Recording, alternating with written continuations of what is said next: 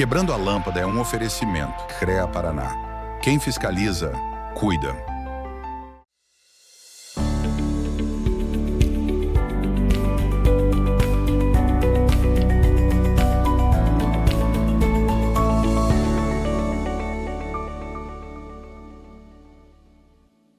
Tudo bem, meus nobres? Começa agora o Quebrando a Lâmpada, o programa que fala sobre inovação e cases de sucesso para quem quer pensar fora da caixa e transformar ideias em realidade.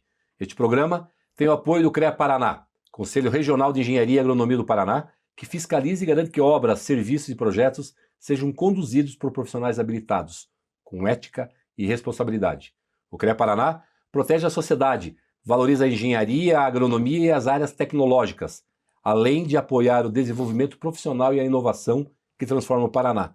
E do grupo Pumatronics, que desenvolve soluções que atuam diretamente na sua vida, tornando rodovias e cidades mais seguras e eficientes, com sistemas de pesagem em movimento, pedágio eletrônico sem cancelas, sensoriamento climático e iluminação pública inteligente. O grupo contribui para reduzir acidentes, otimizar a mobilidade e melhorar a gestão urbana. É tecnologia aplicada à infraestrutura, gerando mais segurança, eficiência e qualidade de vida para a população. E a Uno Viale, imóveis e design, por deixar o nosso cenário cada vez mais sofisticado, acolhedor e preparado para receber grandes conversas e entrevistas. E eu sou Gilles Balbinotti, e já peço para você nos seguir nas nossas redes sociais, no Instagram, acompanhar nosso canal no YouTube, Spotify e não perder nenhum conteúdo exclusivo do programa. Por isso, as palavras que definem o episódio de hoje são liderança, cultura e transformação.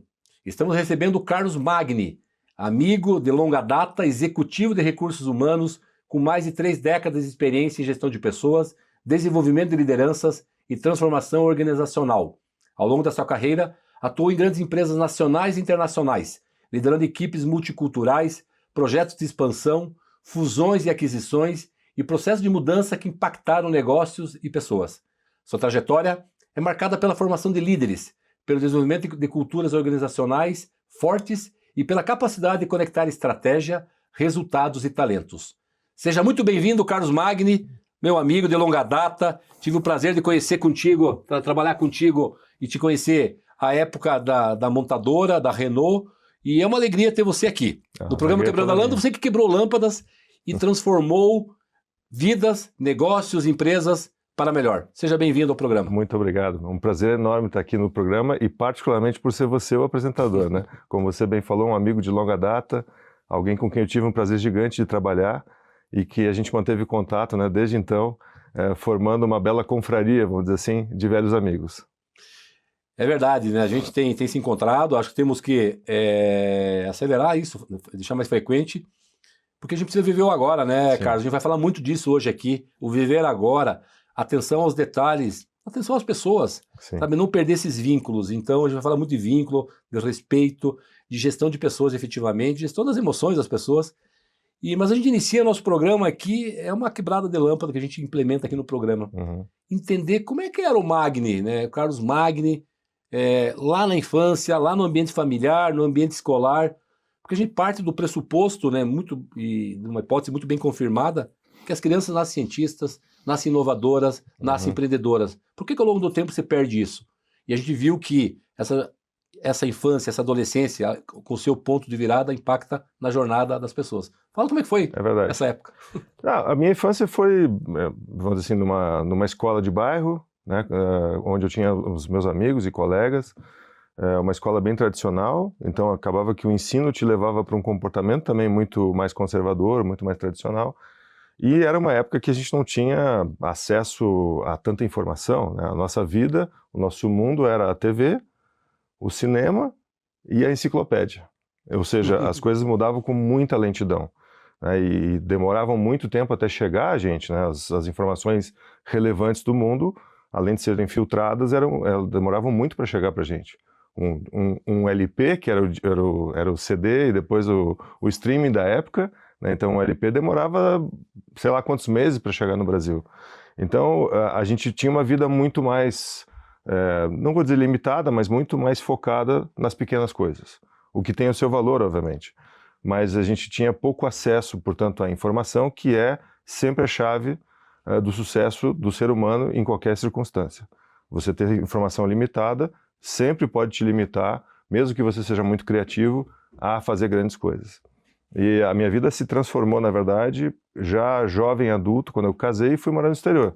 Essa foi a minha primeira lâmpada quebrada. Olha que legal. Né? Quando você sai de uma cidade de porte médio para grande, que é no meu caso em Porto Alegre, e vai conhecer o mundo. Né? Então, a partir daí, eu sempre me considero que eu me tornei um cidadão do mundo, porque desde então eu já morei em muitos lugares diferentes, acabei convivendo com culturas tanto externas, né, de estrangeiras, como aqui no Brasil, dentro do Brasil, culturas diferentes, o que acabou moldando quem eu sou hoje. Ou seja, a minha personalidade pessoal a gente forma na infância, mas a minha personalidade profissional e o ser humano adulto que eu sou hoje foi muito fruto dessa convivência com culturas tão variadas. Né? No Brasil eu já morei, sei lá, em 7, 8 lugares diferentes, convivi com culturas tanto do meu estado, como aqui do Paraná, como de São Paulo, como de Minas Gerais, que foi uma surpresa fantástica para mim. Adorei morar em Minas Gerais. Então, assim, isso vai moldando a gente no comportamento, né? E a forma como a gente usa isso se adapta para gerar, como você falou, ideias, inovação, mudar a realidade. Porque a minha missão sempre foi essa, né, Gílio? Você sabe. Sim. Que é de deixar alguma coisa, o que eu encontro quando eu chego em algum lugar, eu sempre tento deixar alguma coisa melhor, ou muito melhor, de preferência, do que eu encontrei. Essa sempre foi a minha missão, tanto como pessoa, como quanto executivo, e agora como consultor e conselheiro de empresa. Muito bom, né? A gente vai, com certeza, investir um dos blocos para falar dessa essa tua inspiração, falar da tua jornada internacional. Eu acredito que a hora que você começa a rodar o mundo, morando ou eventualmente fazendo missões, sabe que eu tive muito isso, quando eu estava contigo, a gente começou a levar a nossa expertise para o mundo. Sim. Mas eu vou querer explorar isso porque as pessoas têm essa dúvida. Quem não saiu tem essa dúvida, então vai ser bem legal. A sua experiência internacional é fantástica. Queria ainda continuar lá na questão do ponto de virada, né? O Carlos já era lá um líder, né, com a guriada lá, com a turma do colégio, na apresentação dos trabalhos. Tinha já esse viés, Carlos? Fala um pouquinho. Sim, eu diria que sim, porque no meu bairro, né, na rua, a turma da minha idade, eu era o líder dessa turma, sem dúvida. Eu que puxava muita coisa das brincadeiras da época, que eram simples, né? Era jogar bola, jogar futebol de botão, ou alguma outra coisa na casa de algum amigo. Sempre eu puxava isso. E a criançada, meus amigos, né, a gurizada, sempre olhava para mim como líder deles. E eu lidava com alguns mais velhos, dali sempre tinha um líder que era o mais velho que tocava a banda, mas na minha turma, sim, eu liderava esse ponto. E na escola, tinha alguns líderes naturais, por conta da personalidade, e a minha liderança, curiosamente, na escola, eu não cheguei a dizer que era técnica, mas era porque eu era um guri que estudava mais, que tinha boas respostas, que enxergava as coisas de uma maneira um pouco diferente. Então, claro, tinha um grupo que olhava para mim nesse sentido, que admirava a minha capacidade de gerar, vamos dizer assim, bons resultados escolares e vamos dizer assim, se orientava por isso. Né? Legal, você falando, eu fui retornando aqui no tempo, mas um desses fatos, porque eu estava lá, né? Na época que tu estava como diretor de RH, tinha no mínimo 3 ou 4 gerentes que eram mais velhos que você. Sim. Olha como a coisa se repete, olha que interessante. A gente tem falado, Carlos, e a nossa audiência, essa conexão da infância, da adolescência com os dias atuais. Olha que bacana. Sim. Muito interessante, né?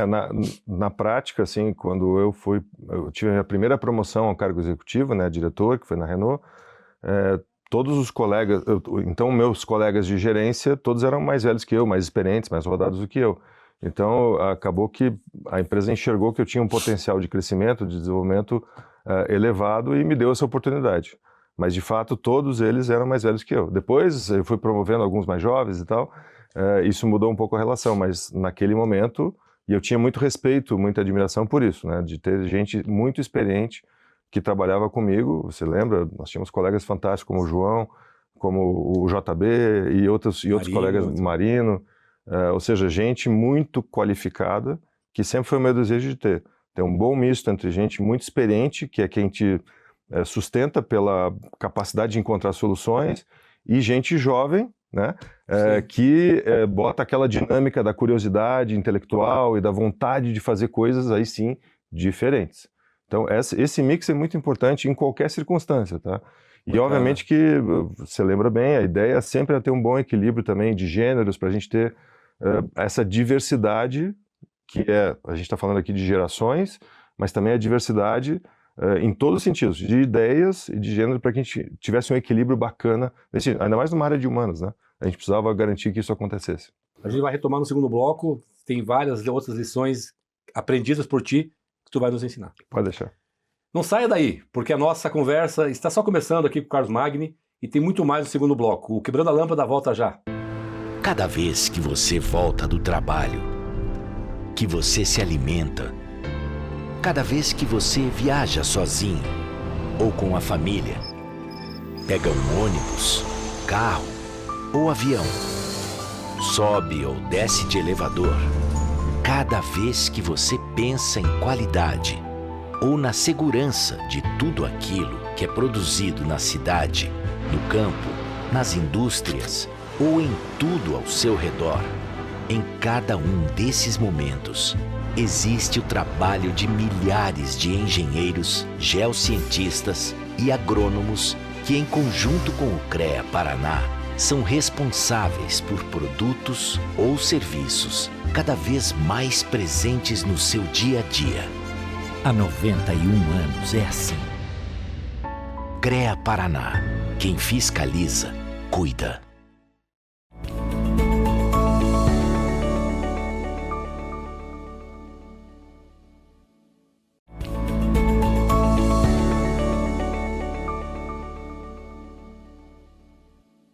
Sejam bem-vindos de volta ao Quebrando a Lâmpada. O episódio de hoje, a nossa conversa com Carlos Magni, executivo de RH, com uma trajetória marcada pela liderança de grandes equipes e por projetos de transformação organizacional em empresas de diferentes setores. Carlos, indo um passinho para frente, a gente vai ligando essa tua jornada fantástica com os comportamentos. Já solicitei dois, tu citou dois, né, no primeiro bloco. Foi fazer a faculdade, fala um pouquinho dessa vida acadêmica já, enfim, tinha essa liderança lá também, e aí em seguida já vai para o primeiro case, primeira empresa, enfim. Eu acabei optando pela administração de empresas, que era algo que me parecia mais adequado ao meu perfil, e realmente eu acabei acertando, porque eu tinha interesse em outros campos, mas a administração me pareceu aquela que onde eu ia poder dar vazão para aquilo que eu acreditava. Quando eu era muito jovem, e mesmo quando a gente é jovem, a gente não tem, com 17 anos, você tem que escolher uma profissão, não é tão óbvio assim, né? Mas eu acabei escolhendo isso e assim que eu comecei a faculdade, ou logo depois, porque na época não era permitido os estágios tão cedo como hoje, o meu primeiro estágio foi com atendimento de pessoas na Caixa Federal, né? Então ali já teve o primeiro contato, eu me percebi me saindo bem com isso, então já foi um primeiro sinal. E a partir do segundo estágio, que também aí passou a ser indústria, que era o meu interesse na época, ir para a indústria, né? Porque meu irmão era engenheiro mecânico, me falava que o futuro estava na indústria, nos anos 80 a gente acreditava que era isso mesmo, né? Então meu primeiro estágio foi em indústria, e a partir dali eu sempre estagiei e depois virei profissional de recursos humanos. E fiz minha carreira inteirinha nessa área. Sim. Então, a minha curiosidade, o meu interesse por recursos humanos, curiosamente, eu sempre conto que foi a primeira parte um pouco mais hard da área, que é remuneração, ou na época chamava de cargos e salários. Por quê? Porque tinha coisas que eu curtia fazer na faculdade, que era matemática, estatística, e me apresentaram a área de recursos humanos naquele momento via remuneração, para fazer pesquisa salarial, ainda mais numa época que muitos não viveram, de hiperinflação, onde a gente tinha que fazer pesquisa salarial praticamente toda semana. Para saber o que estava acontecendo de loucura naquele Mudava a inflação naquele mercado. Chegamos a bater em 90% de inflação no mês.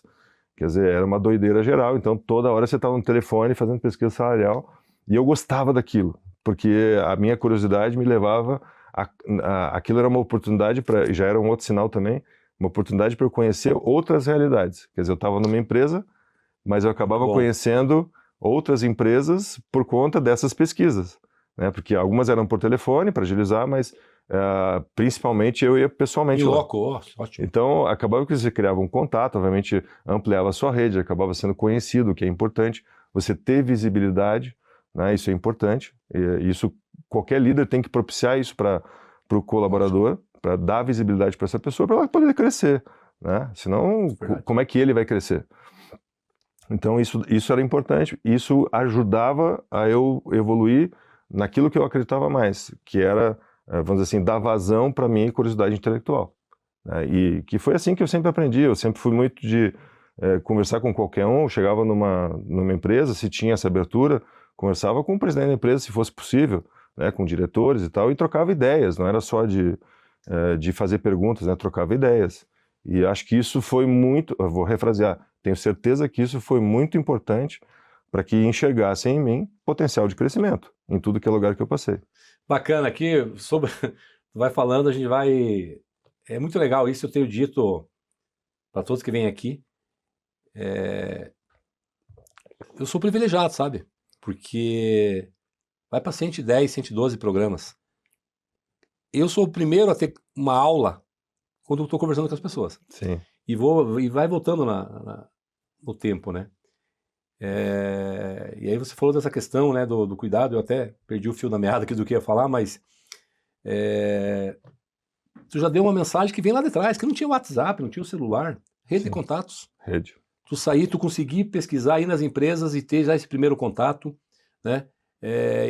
Esse é o primeiro ponto que eu acho fundamental, tu já deixa uma lição aqui. É importante falar com as pessoas. E o segundo que eu quero falar, aí essa aqui até eu dou risada, né? Eu até os 14, 15, para não falar 16 anos, quem sabe 18, eu tinha medo das pessoas. Olha só. Eu estou aqui conversando contigo hoje. Olha só. Né? E então assim, é possível a gente, ao longo do tempo, acreditando, ouvindo as pessoas, mudar alguns comportamentos para melhor. Então eu tinha esse receio, tinha vergonha, enfim, quando trabalhamos juntos, acho que eu tinha menos vergonha, né? Já estava mais tranquilo. Não, mas é possível mudar, né, Carlos? É possível, ao longo da jornada, você dar essas pivotadas, que a gente fala na tecnologia, essas guinadas, né? Não, e você consegue lidar com essas questões desde que você, obviamente, trabalhe outros aspectos da sua vida e você faz isso, que te dão esse equilíbrio para você, vamos dizer assim, ajustar a sua capacidade de lidar com esse estresse, que é você estar o tempo todo lidando com pessoas e problemas, porque, assim, eu também sempre fui uma criança mais reservada, mas na minha e tal, nunca fui um expansivo, mas nunca foi difícil para mim fazer o outro lado, que era fazer a rede, tentar influenciar pessoas, me comunicar em público, sobretudo. O meu maior desafio foi falar, na época de Renault ainda, para um estádio que tinha, sei lá, 11, 12 mil pessoas, né? Por mais que tenha sido bem curtinho, foi aquele frio na barriga que te dá aí, mas... Aquele evento na antiga Arena da Baixada, isso, eu estava lá. Eu assisti esse discurso. Exatamente. Então, é um baita desafio para a gente, né? Mas sim, você encara isso e depois você, obviamente, busca formas de desestressar de outra maneira, para você dizer assim, como é que eu lidei com isso? Mas realmente toma uma carga importante da tua capacidade diária, você está com pessoas, porque elas naturalmente vão te absorver. Isso é como lidar com filhos, eles vão te absorver. Mas, por que eu sempre gostei disso? Porque ao mesmo tempo, como você acabou de falar, todas as interações, sem exceção, mesmo com pessoas muito jovens, ainda com pouca experiência, todas, sem exceção, eu considero que é uma oportunidade de aprendizado. Porque enquanto eu estou... São olhares diferentes, né? São olhares bem... Enquanto eu estou discutindo alguma coisa, construindo alguma coisa em equipe, eu estou aprendendo também. Porque imagina só o desperdício, aqui a gente está num programa de ideias, né, de inovação, e eu sempre pensei isso, imagina o desperdício de você trabalhar com 10 pessoas e você não usar a capacidade delas. Você só usar as mãos, né? Vamos dizer assim, no sentido figurado da palavra. Você tem que usar a massa encefálica, né? A massa cinzenta, para que as tuas ideias, ou as deles também, cresçam e se multipliquem. Imagina o potencial que tem de você explorar numa empresa inteira se você focar em utilizar a capacidade de cada um de contribuir, e não só a mão de obra, como se pensava, né, até pouco tempo atrás. Fazer a gestão dos mentes de obra, né? E realmente esse é um papel que é difícil e é o papel do líder, né? Então, sim, eu ia comentar depois isso, mas acho que cabe muito bem agora. Tu falou dessa questão da relação, de até ver qual é o potencial de cada um, né? E o gestor, o líder, podemos dizer que ele é, Carlos, um líder, um gestor de emoções, né? As pessoas têm suas emoções, suas expectativas. Sim. E se nessa tua fala também tu puder trazer, se tiver algum case também, fica à vontade, a questão da inteligência emocional, fundamental, né? Fundamental. Talvez ela é mais fomentada, falada agora, mas isso sempre teve, né? Sempre teve. Como que... Não, assim, esse ponto, eu vou dizer que é o pilar para que você possa exercer uma das competências mais importantes que tem hoje. Que é, eu falei da empatia agora há pouco, mas a outra é você dar segurança psicológica para as pessoas trabalharem. E, sobretudo, quando a gente fala de inovação ou de tentativa de melhoria contínua, que seja, não precisa ser necessariamente uma mega inovação, mas aquela pessoa que está buscando inovar em alguma coisa, melhorar a eficiência de algum processo, ela precisa ter essa tranquilidade de Tem risco de fracasso, tem risco de erro. Que é parte do processo. Faz parte do processo. Mas é fundamental que o líder entenda isso, e que isso passa a ser uma competência. Né? Então, você tem que exercer este papel, hoje em dia, cada vez mais, porque os problemas são complexos, a realidade é ambígua, você não sabe de onde vem o tiro, vamos dizer assim, né? O inimigo não usa mais as bandeiras que usava antes, o uniforme que usava antes. Hoje pode vir de qualquer lado, qualquer problema, e muita coisa que você diz, não, como é que isso afeta o meu negócio? Afeta. Dependendo do que você tem como negócio, você pode estar afetado ou não pela guerra do Irã com Israel. Ou seja, tudo isso faz parte da realidade de hoje. Então, quanto mais e melhor você puder lidar com pessoas inteligentes que usam isso a favor de buscar soluções, muito melhor do que só o chefe ser a solução única, o único hub de decisões e de orientações que tem numa equipe, o que é um grande desperdício, né, em primeiro lugar. Não é importante isso, né? É quebrar aquele mito que, a administração é participativa. Vocês participam e eu decido. Não, a decisão ela tem que ser construída. Sim. Um outro ponto, né? O Vinícius Santana é o CEO. Hora dessa você vai conhecer ele, vai ter um evento Quebrando a Lâmpada logo. É fantástica a entrevista dele, aqui da CSN da Araucária. Legal. Né? Então, ele diz, Gilles, toda sexta-feira a minha equipe, sexta lá à tarde e tal, ela é para inovar. Então, uma coisa é falar assim, não, lá na nossa empresa todo mundo pode inovar. Mas eu já vi assim, pode inovar, né? Mas não vai errar. Ué, cara, já dizia o Einstein, né, cara? Se você quer fazer algo novo, né? Você tem que dar chance ao erro. Você vai errar 300 vezes até acertar. Então, esse é um ponto. O Hélio Carvalho também, um catedrático aí da Federal do Paraná, agora tem consultoria na área de inovação, ele diz isso. A empresa diz para o funcionário inovar, o colaborador inovar, mas dê as condições mínimas. Esse é um ponto. E já para não perder também, é tanta coisa que vai surgir aqui hoje, você falava da questão de empoderar as pessoas. Eu quero ouvir também de você esse empoderamento e daquilo que ela já sabe, e quem sabe aí desenvolver, capacitar naquilo que ela ainda não tem total domínio. Um dia eu entrei na tua sala, vou dar um caso prático aqui. Entrei na tua sala, falei, queria te entregar, porque eu tinha começado na gestão anterior, queria te entregar esse livro de ergonomia aqui.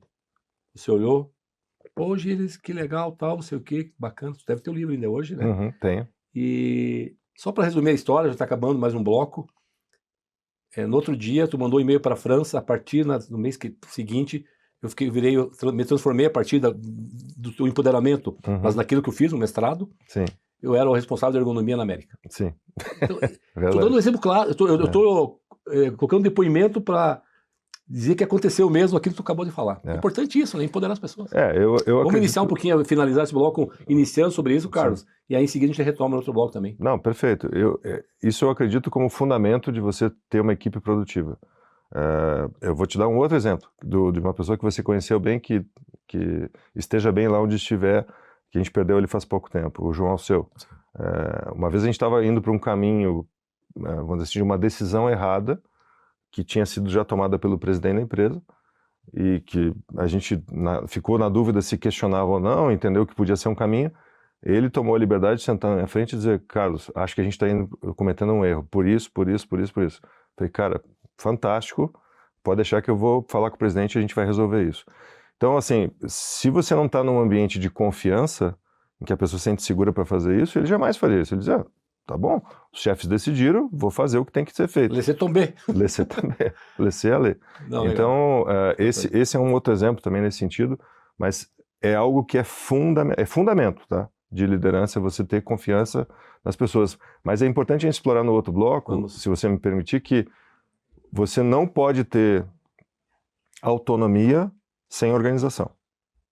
Porque a gente sempre pensa, puxa, autonomia, iniciativa e tal, não pode ser solto, tem que ter organização. A gente vai retomar isso, importantíssimo, e colocar mais um elemento para iniciar no próximo bloco, confiança, relação de confiança. Sim. Já já a gente volta com mais insights e histórias inspiradoras que podem acender muitas luzes aí na sua cabeça. Fica por aí, o Quebrando a Lâmpada volta já.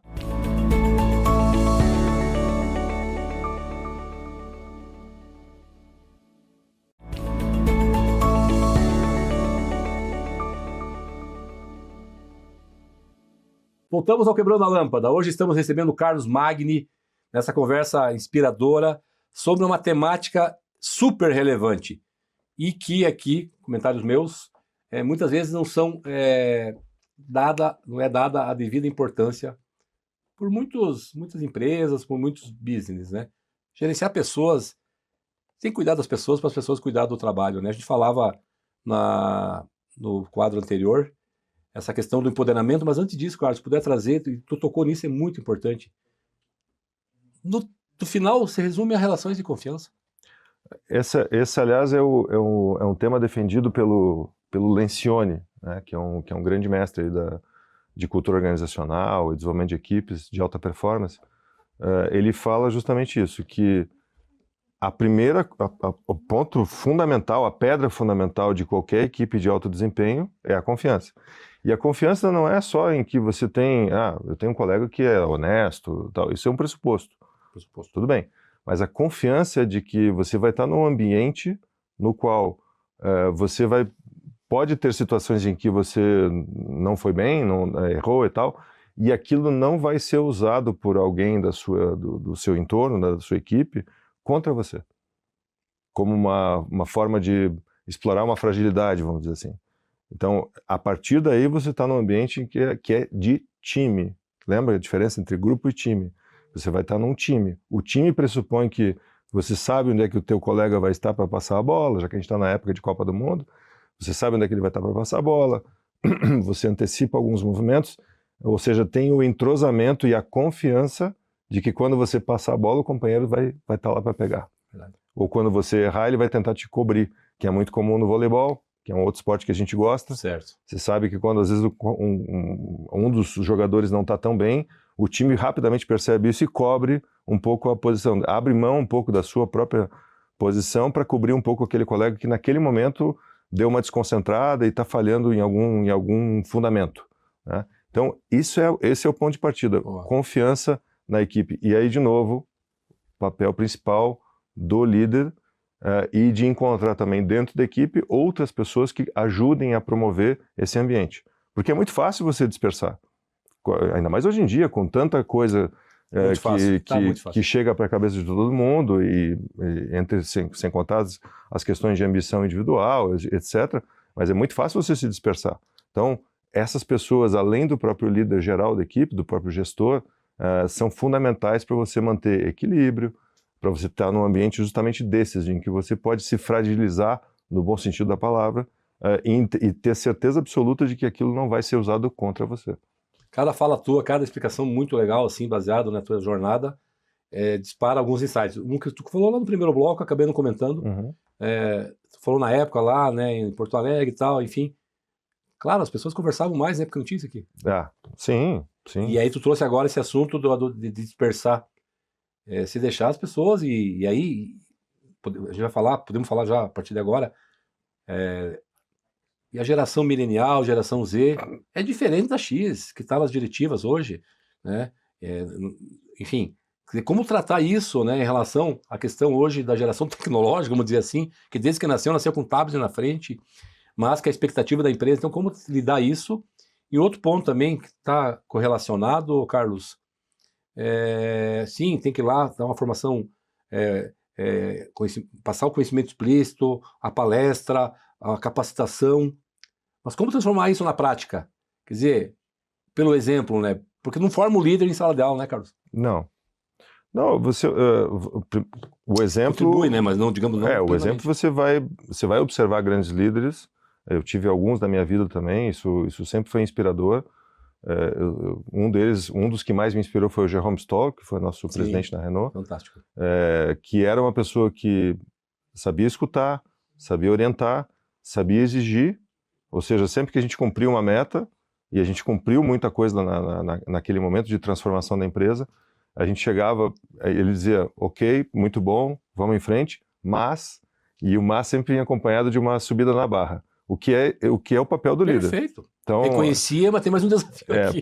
Para mim isso sempre foi fonte de inspiração, porque ele era uma pessoa que era consciente, ele era consistente e ele era coerente. Então esses 3 Cs para mim são fundamentais para você fazer um bom papel de liderança. Pode repetir, por favor? Ele era consciente, consistente e coerente. Ele era consciente das diferenças que ele encontrava nos perfis da equipe, da realidade onde ele estava inserido, que era uma realidade diferente que ele tinha vivido na Coreia ou mesmo na França.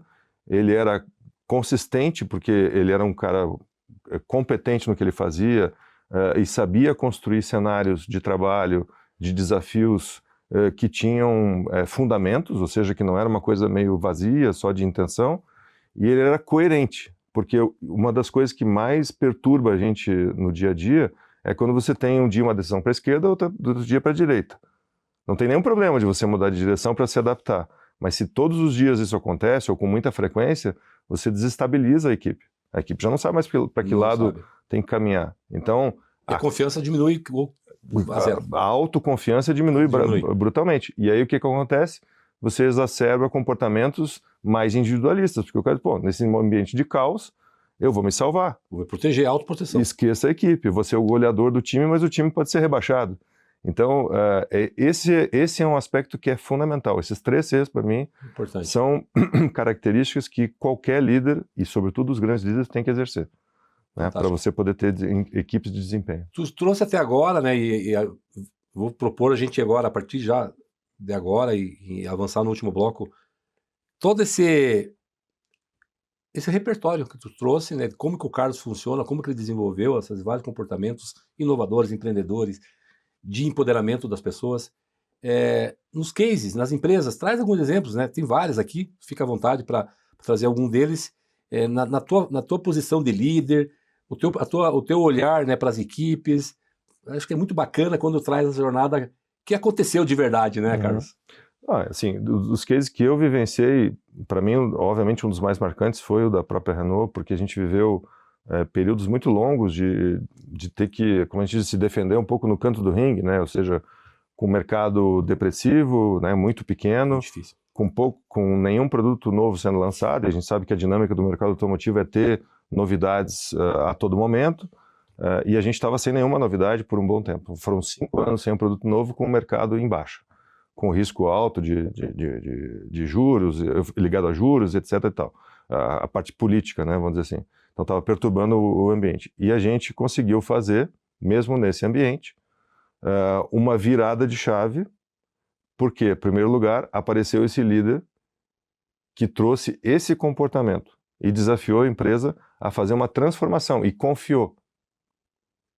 Ele confiou, ele exigia da gente, mas ele disse assim, cara, eu confio que vocês vão entregar.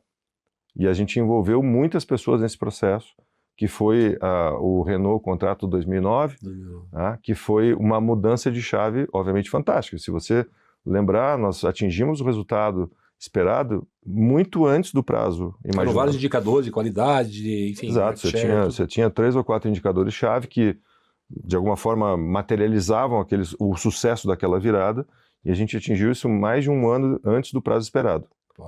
Mas, de novo, e aqui entra o imponderável, né, que é a ambiguidade. Naquele momento, a gente estava começando a voar e daqui a pouco veio a crise financeira e econômica que exigiu que a empresa se adaptasse de novo. E nós tivemos uma iniciativa que foi marcante, que é um ato de liderança também, de confiança, que foi quando nós fizemos uma suspensão de contratos de uma quantidade considerável de pessoas da fábrica, porque o volume caiu abruptamente, a gente precisava se adaptar rápido, o custo do dinheiro foi para a lua.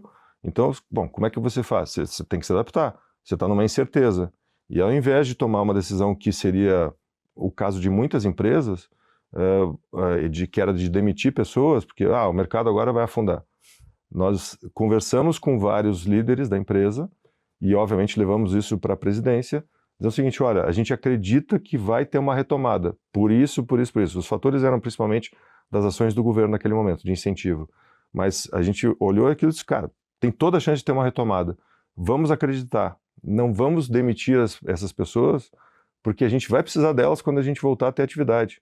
E não deu outra. Nós suspendemos por 3 meses a priori, tendendo a ser um pouco mais no primeiro momento. E em 2 meses a gente retomou a atividade. E isso foi marcante, isso foi objeto de muitas consultas, inclusive entrevistas na época, empresas buscando entender o que a gente tinha feito e por quê. E a gente simplesmente usou um mecanismo que já existia, mas que exigia muito de confiança. Sim. E claro que tem um risco em todas as decisões. Tinha um impacto muito grande financeiro, enfim, tudo. Exatamente. Tinha que também convencer todo o grupo, todos os investidores, né? Exatamente. Então, assim, isso para mim foi assim, o melhor exemplo que a gente teve naquele momento de que aquela equipe estava madura e tinha um ambiente de confiança do líder e, obviamente, dentro da equipe. E a tua liderança do RH no motor dessa transformação. Por quê? Porque você liderava a equipe das pessoas, do engenheiro, do operador, de todo mundo, né? Nós saímos de uma gestão muito conservadora, tradicional, que marcava o histórico anterior da própria Renault, para uma virada de chave onde a gente valorizava os elementos que inspiravam as pessoas. A gente passou por uma fase em que os gestores deixaram de ser gestores e passaram a ser tratados como líderes. Atuando na estratégia da empresa. Exatamente. Que é importante, bacana. Isso foi na tua jornada ali, né? Naquele momento. Sim, exatamente. Inclusive, eu tive a chance de liderar um processo que a gente chamava de equipes transversais, que atacaram problemas sérios, graves da empresa, com pessoas de muito alto potencial, mobilizadas para resolver aquele problema e com carta branca, que não dependia da hierarquia da área. E esse processo trouxe ganhos gigantescos para a empresa naquele momento e também serviu para a gente identificar talentos, que eram uma submeta, vamos dizer assim, desse processo. A gente identificou vários talentos que emergiram daquele processo daquele projeto, vamos chamar assim, das equipes transversais. Carlos, a gente está fechando mais um bloco, mas é importante tu trazer porque a capacidade das pessoas, a resiliência, a prova da inteligência emocional, ela pode ser testada em todos os momentos, mas é muito mais difícil num momento como foi esse, mas nessa turbulência do mercado difícil, do dinheiro curto, Sim. ou seja, apostando numa retomada, quiçá, de 6 meses, que depois acabou vindo antes, né? Então, a gente está finalizando o bloco e eu sugiro a gente iniciar também outro bloco, você trazendo a tua experiência, que você liderou também esse processo de fusão de empresa nessa questão internacional também, enfim, um pouco desse case também. Uhum. E no último bloco tem bastante assunto para a gente falar ainda, inteligência, como que você, enquanto um líder de RH, líder de pessoas, trabalha, né, para levar estratégia para as empresas, mas você mesmo, enquanto profissional, trabalha com as tecnologias que tem hoje aí, inteligência artificial, que é um tema bem, bem latente. Tá? Ótimo. Legal? Fica por aí para o nosso próximo e último bloco, nessa conversa inspiradora com Carlos Magni, o Quebrando a Lâmpada volta já. O Grupo Pumatronics transforma a tecnologia em segurança, fluidez e inteligência nas cidades e estradas do Brasil. Da nossa fábrica saem soluções que impulsionam cidades. Estamos nas estradas que conectam o país, nas cidades que crescem, nas redes que sustentam a inovação. Grupo Pumatronics, tecnologia que move o futuro.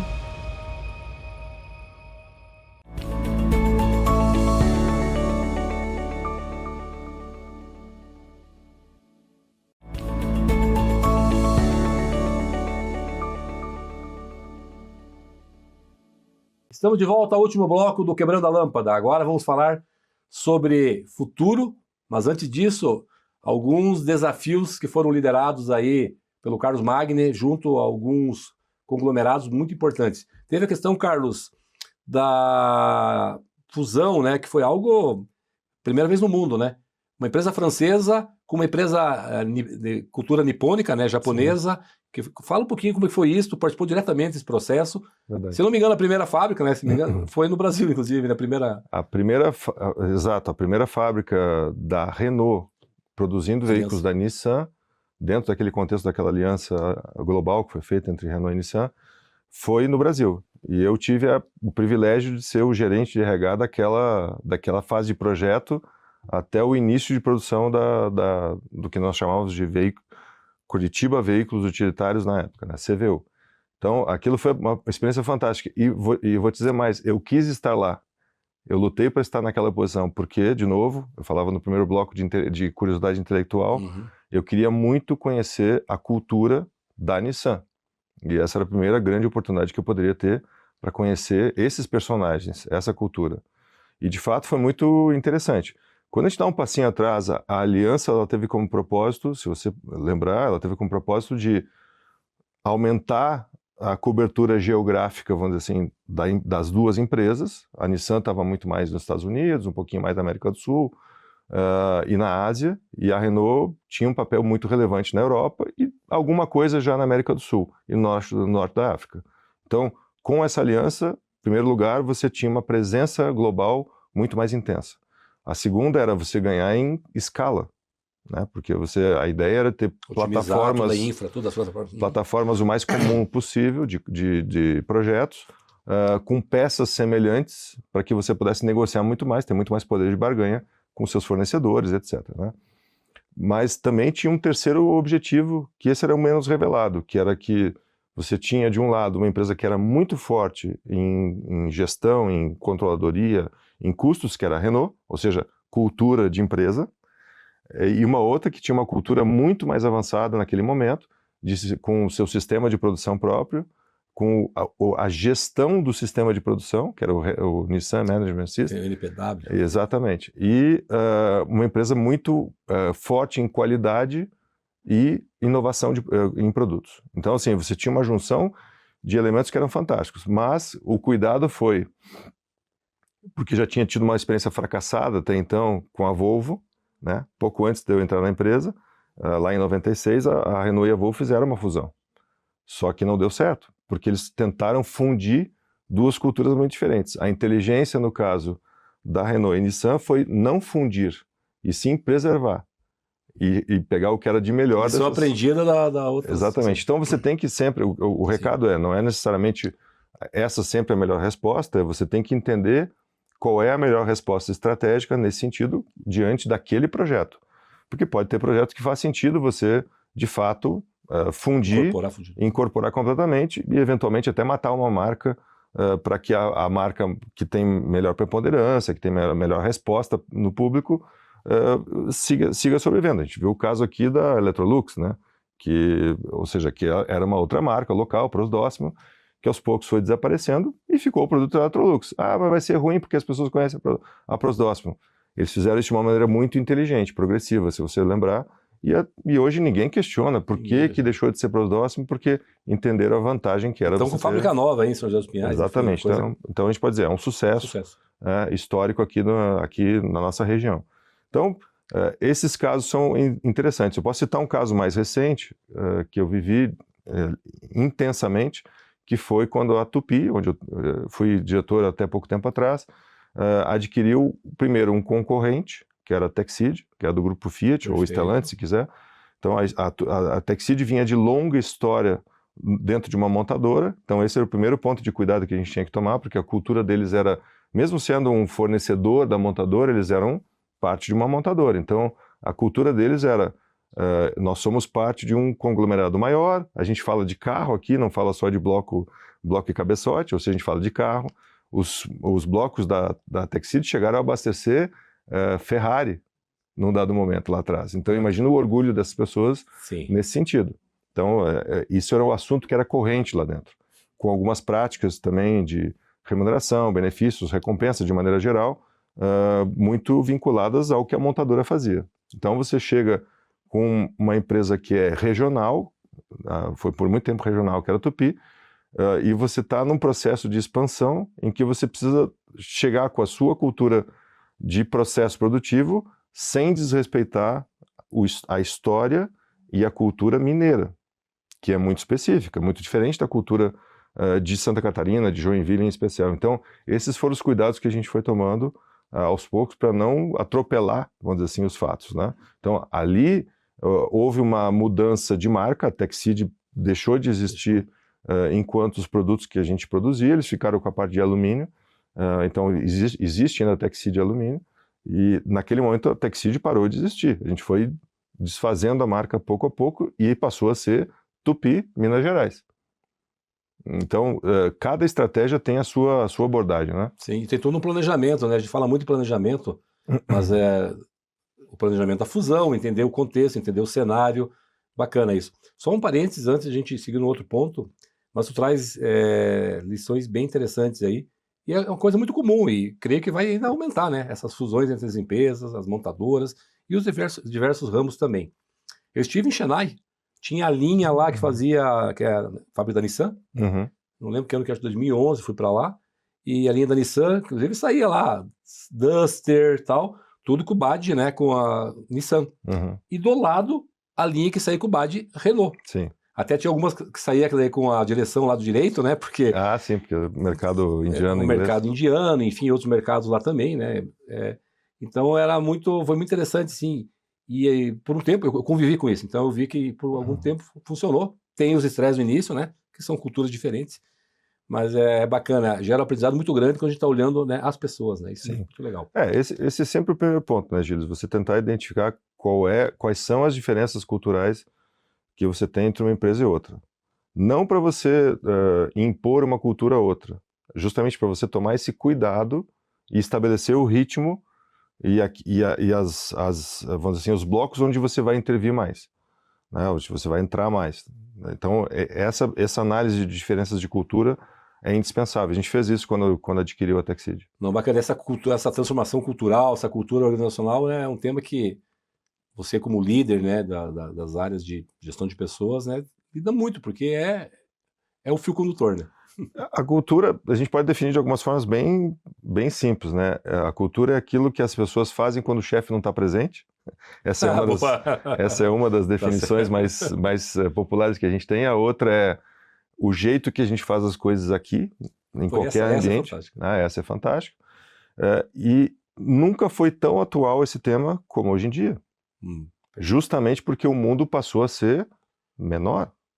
Menor que eu quero dizer, é todo mundo integrado, com muita causa e efeito de mercados um no outro. Então, a cultura passou a ser algo que você tem que cuidar, porque ela é o que te diferencia das outras empresas. O produto é importante? Claro que é importante. Se você não tiver um produto, se você não tiver o serviço, aquilo que você está levando para o seu público consumidor, você não tem nada para oferecer, óbvio. Mas se você não tiver a gestão da cultura que faz com que a empresa tenha essa percepção desse público, nada acontece. E eu já fui em lugares, né, e aí não é o caso de detalhar aqui, que tu nota a cultura ali, no atendimento, no dono vindo dizendo assim, qual que é o problema, vamos resolver, e não o dono que foge do problema, mas o que encara. Isso é muito legal. Como, Carlos, na tua opinião, trabalhar esse jeitão das pessoas fazerem o trabalho nesse mundo da tecnologia e da IA? Então, exatamente isso. Esse é um ponto bem importante, porque a gente está entrando numa era que eu tenho estudado cada vez mais, que é sobre a gente está falando de indústria 5.0, né? Você que é um cara desse mundo de inovação sabe disso. Então, o que a indústria 5.0 traz de interessante, além de ser algo mais avançado do que a anterior, naturalmente? A indústria 4.0 ela apostou muito em tecnologia, que era necessário. Era você buscar dados, IoT, você fazer a digitalização de processos e documentos e informações de maneira geral, ou seja, você gerar massa de dados. Esse foi o grande investimento da indústria 4.0. Automatizar, naturalmente, botar a robotização onde fosse possível. Mas eu não vou dizer que isso deixou de lado um pouco a componente humana, mas dá para a gente arriscar um pouco de dizer que isso foi verdade. A nova visão que se tem é justamente aquela que eles estão chamando cada vez mais de cobótica, que é a cooperação entre o ser humano e a robótica, através da tecnologia turbinada pela inteligência artificial. Então, as empresas que vão vencer, que vão permanecer nesse cenário novo, vão ser aquelas que vão ser as mais inteligentes, as mais pragmáticas nesse cuidado, porque no fim do dia tudo é o ser humano. É o ser humano. Quem que consome... Se tirar ele, o que sobra? Nada. Quem que consome o que o robô faz, eventualmente? É o ser humano, no final do dia. Então, você tem que tomar esse cuidado para que você não acredite que só a tecnologia vai resolver. Ao contrário, a tecnologia turbina a capacidade humana, que está muito mais focada em tomada de decisões, a questão ética das decisões, isso é fundamental, porque quando você olha para a inteligência artificial, ainda não existe a consciência e o discernimento ético para tomar decisões.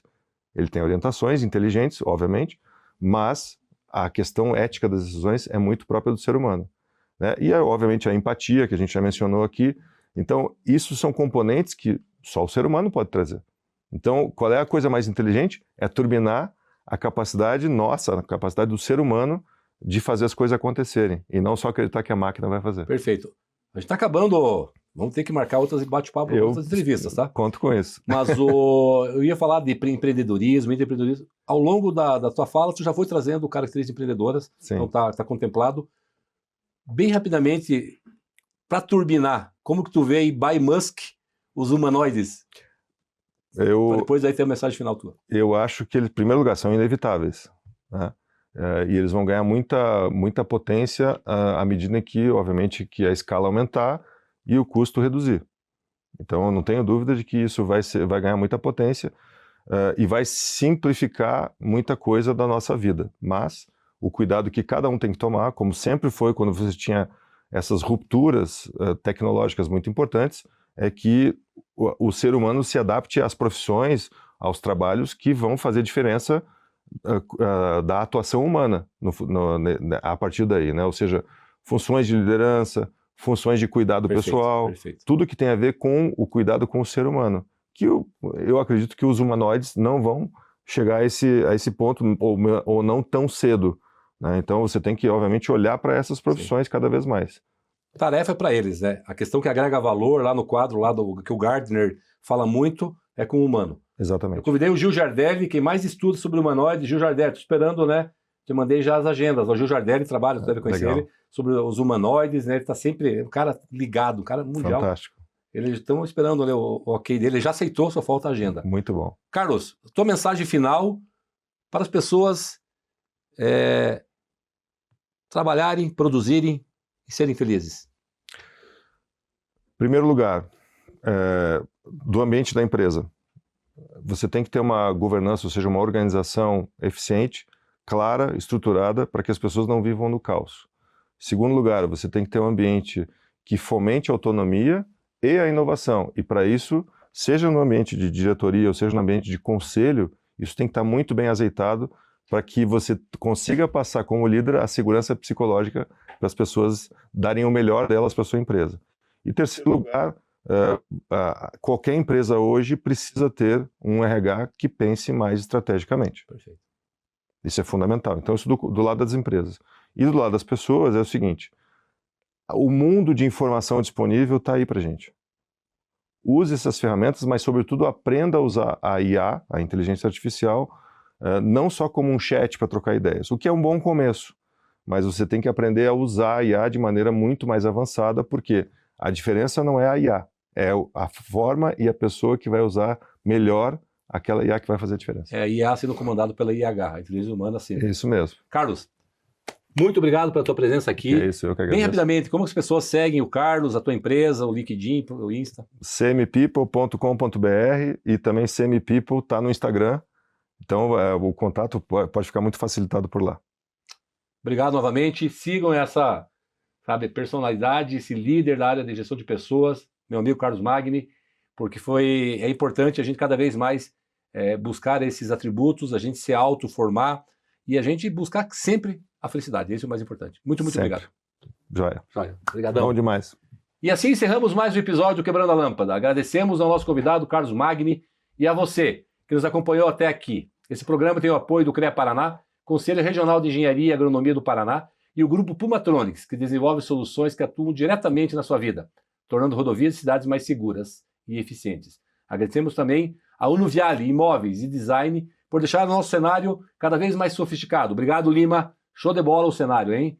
Ele está acolhedor e preparado para receber grandes conversas e entrevistas.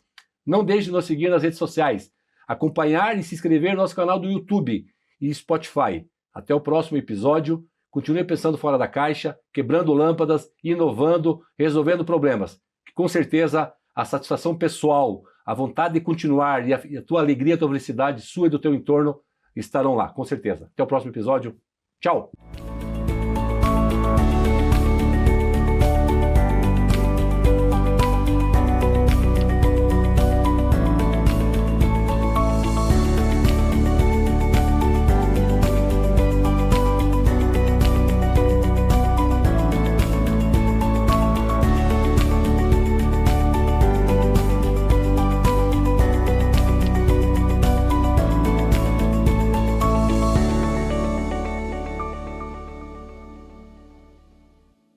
Quebrando a Lâmpada é um oferecimento. CREA Paraná. Quem fiscaliza, cuida.